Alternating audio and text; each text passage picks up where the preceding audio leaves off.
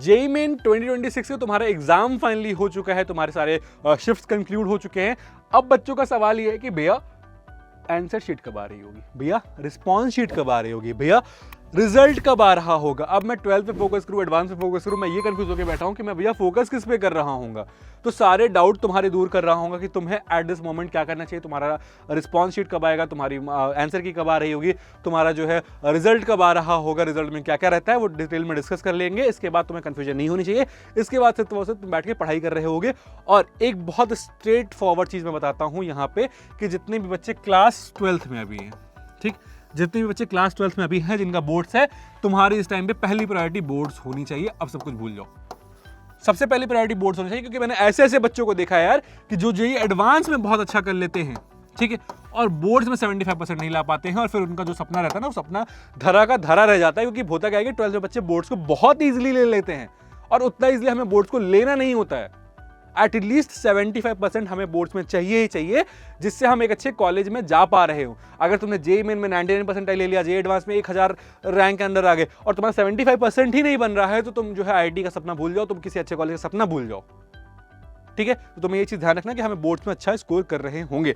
अब आ जाते हैं बात, और इससे सबसे इंपॉर्टेंट चीज कि अगर तुम्हारा कोई कंफ्यूजन है, कोई डाउट आ रही है, कोई दिक्कत आ रही है, तो डिस्क्रिप्शन में एक प्रोफाइल एनालिसिस फॉर्म दिया गया है, उस फॉर्म को फिल करो, हमारी टीम से बात करो, हमारी टीम से डिस्कस करो, वो तुम्हें गाइड कर दे रहे होंगे।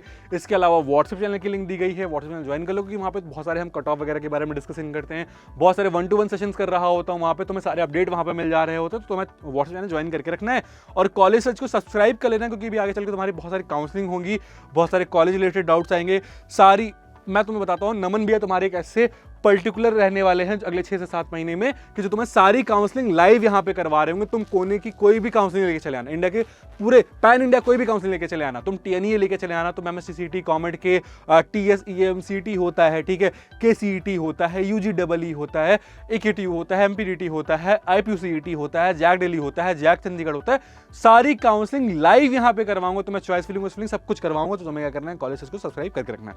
अब आ जाते हैं बात तुम्हारे मुद्दे की। क्या बात कि भैया हमारी रिस्पॉन्स शीट कब आएगी। रिस्पॉन्स शीट तुम्हारी आती है यूजुअली एग्जाम से 4-5 दिन बाद, यानी कि हमारा 28 को एग्जाम कंक्लूड हुआ है, तो हम एक्सपेक्ट कर रहे हैं कि 31 मान लेते 3 से 4 तारीख के अराउंड, हमारे 3 to 4 फेब के अराउंड हमारी रिस्पॉन्स शीट आ जा रही होगी। ठीक है, इसके बाद हमारी आंसर की कब आती है, आंसर की हमारी आ जा रही होगी 8 से 9 तारीख के बीच में। ठीक, फिर तुम्हें आंसर की चैलेंज करने का टाइम दिया जा रहा होगा, और तुम्हारा जो रिजल्ट है फाइनल, हमारा जो रिजल्ट है वो कब आ रहा होगा, वो हमारा 12 से 13 तारीख के बीच में आ रहा होगा। हर साल इसी टाइम पे आता है, 1-2 दिन ऊपर नीचे हो जा रहा होता है। तो तुम्हारा ये टाइम फ्रेम है जब तुम्हारा रिस्पॉन्स शीट आएगी, तुम्हारी आंसर की आ जा रही होगी, तुम्हारा रिजल्ट आ जा रहा होगा। इसको नोट डाउन करके रख लो, कॉलेज से जो सब्सक्राइब करके रख लो, नोटिफिकेशन बेल ऑन करके रख लो, व्हाट्सएप चैनल ज्वाइन करके रख लो। तुम्हें इसके अलावा कोई भी टेंशन लेने की जरूरत अब नहीं है। ठीक है, इसी के साथ मैं हूं नमन, कॉलेज करे काउंसलिंग से कोई भी डाउट आएगा तो मेरे चैनल पे पता चल जाएगा। तुम्हारा कोई डाउट है कमेंट सेक्शन में पूछ सकते हो। इस वीडियो को साथ दोस्तों के साथ शेयर कर देना है, और ऐसी वीडियोस के लिए क्या करना है, कॉलेज को सब्सक्राइब करके रखना है।